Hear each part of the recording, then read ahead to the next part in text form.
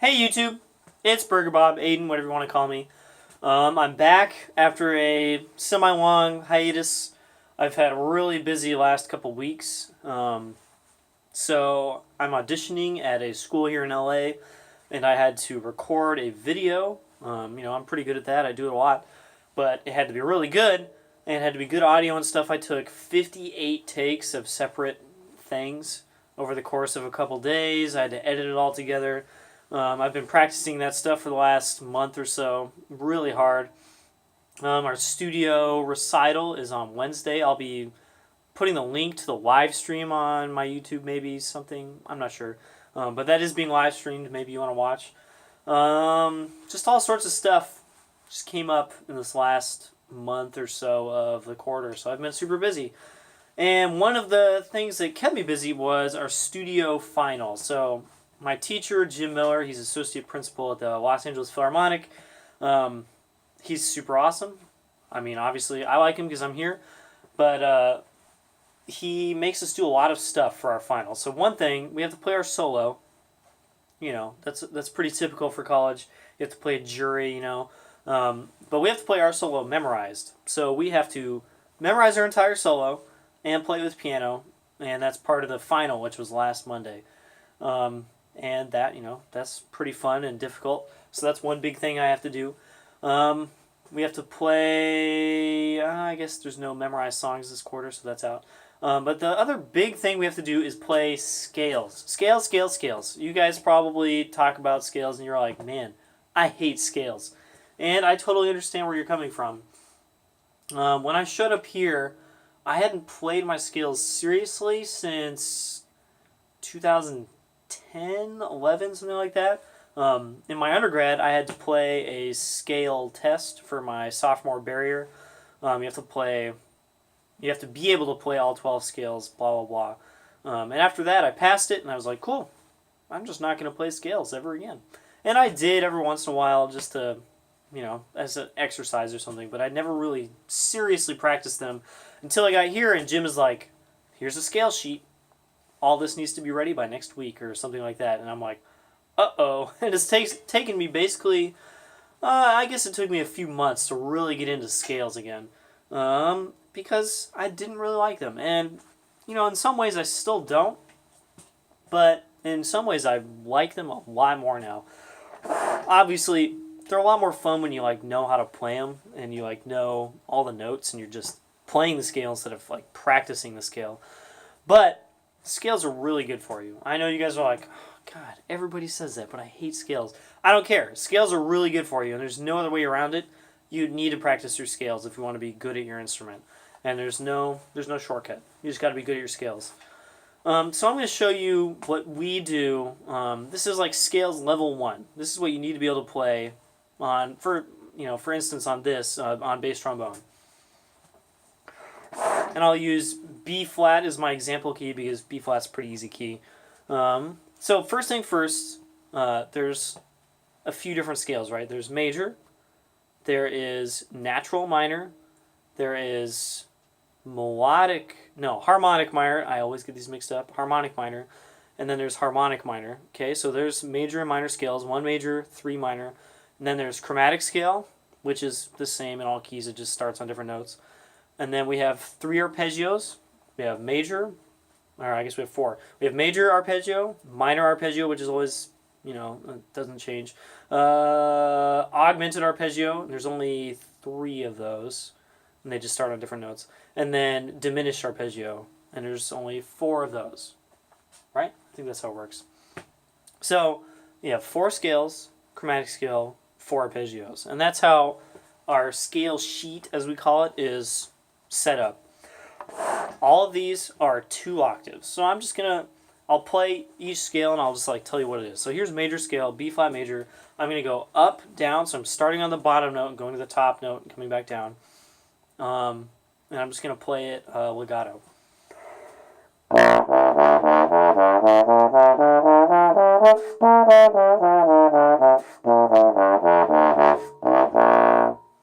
Obviously, I'm taking some breaths, so I'm kind of breaking up the tempo. That's my bad. You should play these with a metronome, and I would put one on, but it's kind of annoying in a video.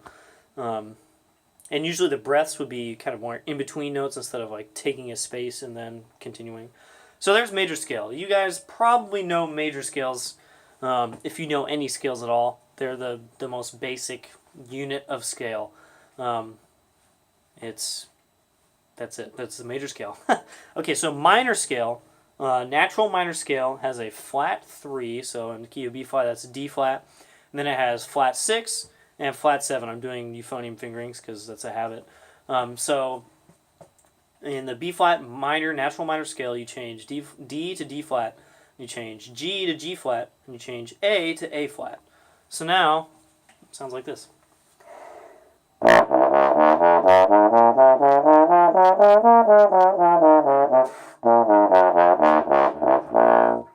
Blech. Not perfect. I hit all the notes, just not well. So, it sounds different, obviously. So there's natural minor scale. Now we have harmonic minor scale. This is called harmonic minor because when you put stuff in music, this actually kind of lines up better with chords underneath it in some ways.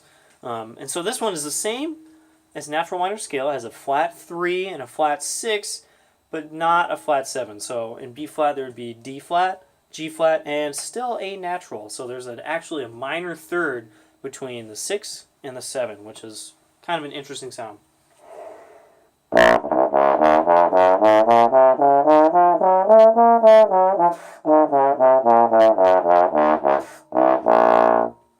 So you hear that? Arabian Nights, kind of like weird, different sound there. You really won't hear like people playing a harmonic minor scale like really fast in a solo or something. It doesn't really work that way. It really works as a harmonic thing instead of a melodic thing. And guess what? The next scale is melodic minor scale. There we go. So this one is a little bit different than all the other scales because it's different going up than it is going down. So when you go up, you just have a flat third. So in B flat, now the D is D flat. And you go up and you go to G, still G natural. It's still A natural, and it's still B flat. So here's harmonic minor, melodic minor. Oh my God, I do this all the time. Going up.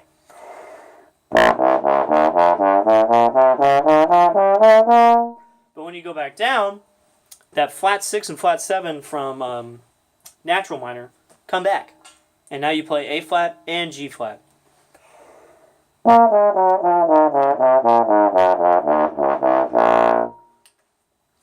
Getting stuffed up on those D flats and C's. So this scale is different going both ways, right? Right now I'm doing all of them going up and then down, but you can also do scales, and you should, starting at the top, going to the bottom, and going back up again. So that one would be different depending on where you start. So there's melodic. Yes, melodic minor. Okay, so the next scale is chromatic, and this is just every note, right? This is pretty simple.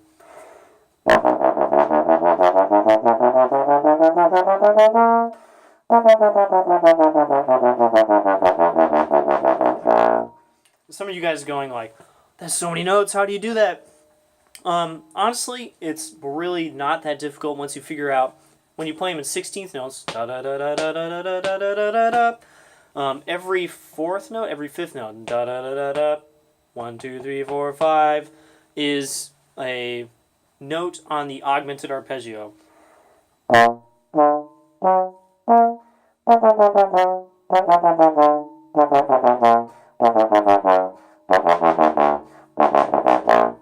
So if you know the B flat augmented arpeggio, which we'll go over in a second, you can kind of just like fill in the gaps, and that way you have a reference. You're like, on every beat I'm going to be on B flat, D, F sharp, B flat, D, F sharp. So you kind of have that something to keep you in place instead of just going position, position, position, position, which is not really the best way to do it, right?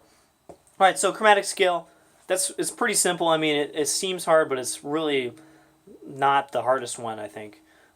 It's a little harder on bass just because you have to get down into this kind of stuff, but it's hard on tenor too because you get into a bunch of positions that are almost the same once you get past like high F.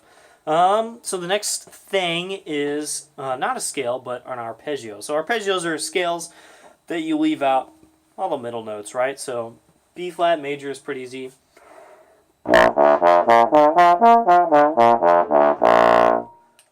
It's B flat, D, F, B flat, D, F. So it's B flat major chord, right? It's just a chord, and you play the notes. We call them arpeggios because we can't play all the notes at the same time.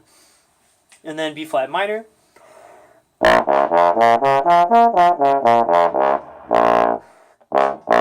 Yeah. Not using my air. So that one just has D flat instead of D since it's the minor chord.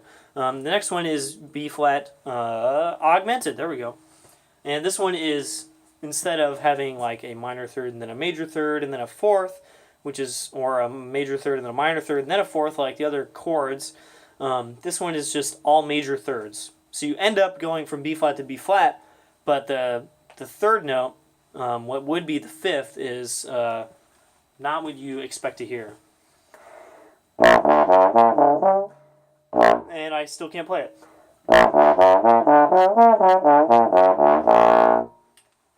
So you kind of hear how that doesn't really resolve. It doesn't sound like it's in B flat, except that I ended on B flat, because that's actually just the same thing. If you play D augmented, it's all the same notes, and it ends up sounding pretty much the same. And then the last one is diminished. So it's the same idea as augmented, but now we're in minor thirds. So you go B flat, D flat, and then I think E, G.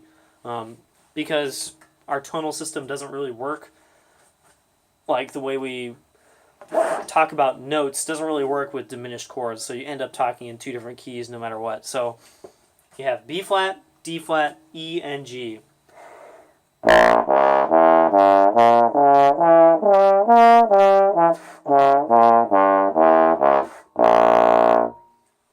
And on our scale sheet, this is a little more difficult. We do it in sixteenths, and which sounds like this. And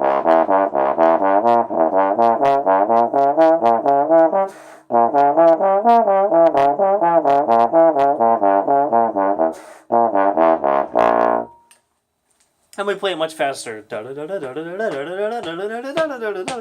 And it's way more fun that way, but also way harder. That took me probably about a year to really be comfortable playing the diminished arpeggio like that. So there you go. That's what we use for, in this studio here. This is not saying everyone should do this everywhere, but maybe you should. That's what we use for scales for our first quarter. That changes. Next quarter we'll have a different scale sheet where all the patterns are slightly different.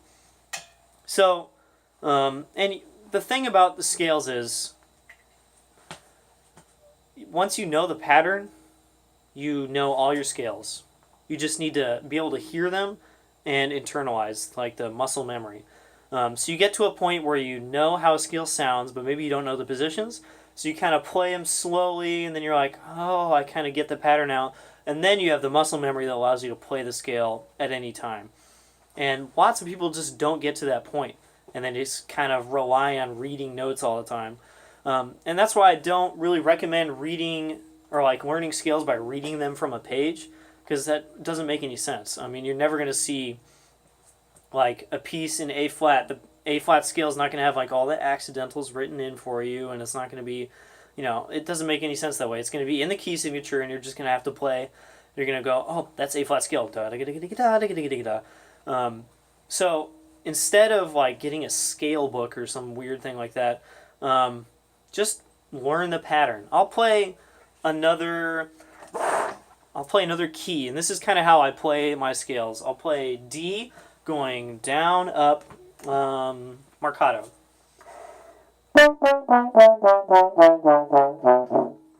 Except I'll mess up.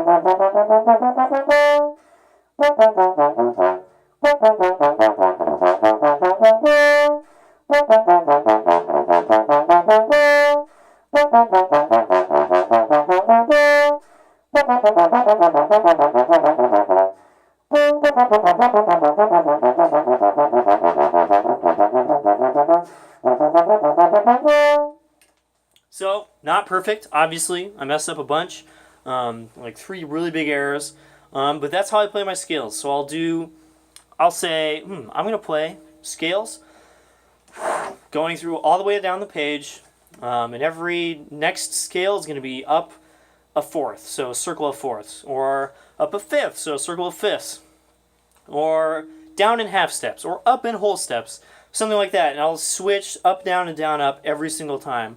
Of course, when you're learning these and kind of getting them under your hands or your fingers, don't make it super hard on yourself, but you have to switch it up eventually. You can't just play up, down at a slow tempo all the time, because that doesn't really get you anywhere, right? So, so literally coming up until last Monday, I played my scales every day, all 12 keys every day for like 2 months, all the time. So, and maybe it doesn't show because I just messed up D, which is a pretty easy scale. But I have gotten so much better at, 1, scales, obviously. I kind of learn the scales, I know them better. 2, I kind of just get better at slide technique because you have to move the slide so much. Right now I feel a little rusty. I'm not sure what that's about, so that's my excuse for not being perfect. And 3, I'm just better at playing trombone. Once you have to tie everything together for 2 octaves consistently for, 4 scales, chromatic scale, 4 arpeggio, so the 9 things, and then for 12 different keys, this is 12, right? 12. For 12 keys, you kind of get better at just playing. And especially playing in 2 octaves, if you play tenor, something like C, you have to play up to high C every time. You're not going to play a bunch of low Cs, or B flat, or A, or, whatever. So, it's a really good just tool to get better at trombone. I know you guys are going like, man, I hate scales. But you will get just better at playing your instrument. So there you go. Nice, super long video. Give me some suggestions about videos, guys. I feel like I've gotten some like a few months ago, but I don't remember any, and I'd love to talk to you guys. So I probably won't make a video like this for a little bit. I'm going to Japan in like a week, not even a week. It's in like 6 days. Oh, I need to pack. And then I have a bunch of other stuff, and then I start school again, so I'll be semi-busy, but I think I'll be able to make a video here in about a few weeks or a month. So give me some suggestions. Thanks for watching. See you later.